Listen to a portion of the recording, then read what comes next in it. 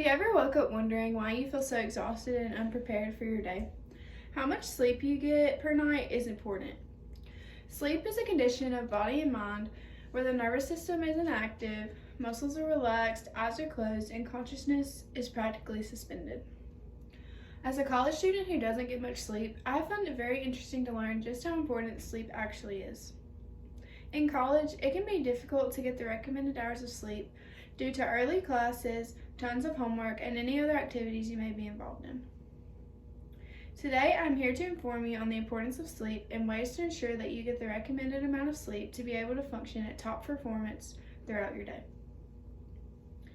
To help some people get an idea as to why we need proper rest each night, I'm going to tell you about my personal experience with not getting enough sleep. I understand that getting a good night's rest is important. However, I rarely ever achieve it. The amount of sleep I normally get really factors into how my day will go. If I do not get a good rest, it becomes very obvious. I wake up feeling utterly exhausted and in a really bad mood. I often become very annoyed with people and look angry throughout the day. If I do not get enough sleep before I wake up to go to class, I tend to fall asleep or zone out. It becomes very difficult to pay attention, so I feel like I can't even learn anything. The same thing goes for chill practice. I yawn multiple times and find it difficult to throw my stones at skills.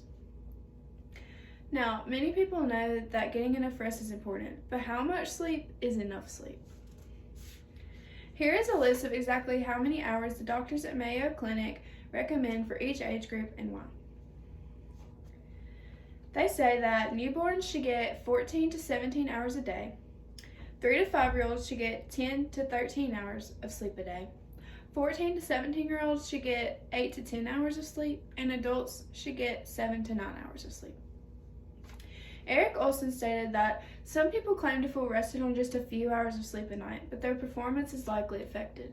Research shows that people who sleep so little over many nights do not perform as well on complex mental tasks as people who get closer to 7 or 9 hours of sleep a night. By Olson giving this explanation, it is understandable why it is hard to focus and do things if you are tired. Normally, when you feel tired, you are more focused on your level of exhaustion instead of the task ahead of you. Now I'm going to tell you why sleep helps you be the best version of yourself. Bridget Cutshaw, a media solutions consultant, speaker, and certified health coach, states that one of the worst habits we have in our culture is not getting enough sleep. In the long run, that can affect your health in a negative way, and lack of sleep contributes to stress. It's kind of a vicious cycle. The T&M team states that not only does getting enough sleep act as a deterrent for future health issues, it can improve your current health. Sleep has a number of regulatory effects on the body. When we don't get enough sleep, our metabolism can slow down, and our body tends to store food as fat, which can lead to weight gain.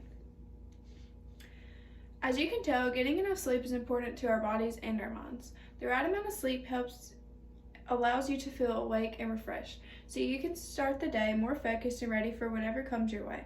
This will help create motivation and productivity in all aspects of your life. I'm about to list some ways to help you achieve the amount of sleep recommended for you to have a good night's rest.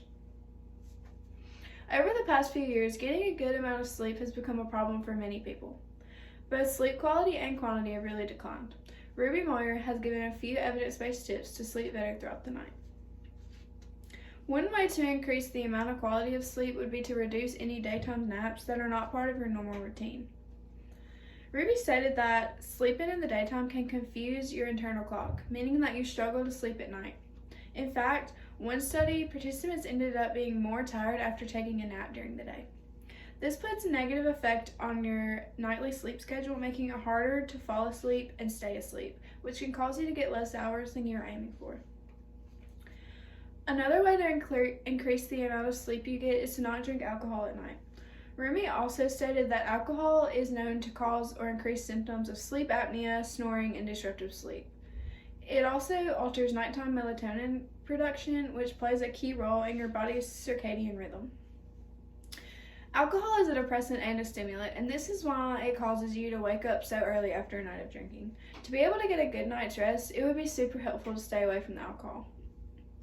Also, a good way to improve your sleep is to control the light exposure throughout the day. Melinda Smith wrote an article called How to Sleep Better and posted it to helpguide.org. In the article, it stated that melatonin is a natural occurring hormone controlled by light exposure that helps regulate your sleep-wake cycle. As you can tell, there are many things that alter into the body's production of melatonin. Now it's time to draw things to a close. I have informed you on the importance of sleep and ways to help you get enough sleep throughout the night, so hopefully this helps you throughout your life. I explained to you my personal experience with sleep to help motivate you to try and get a good night's rest every night. I also told you why getting the proper amount of rest is one of the most important things you can do for yourself.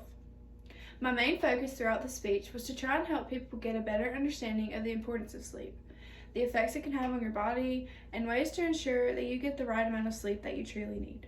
Thank you.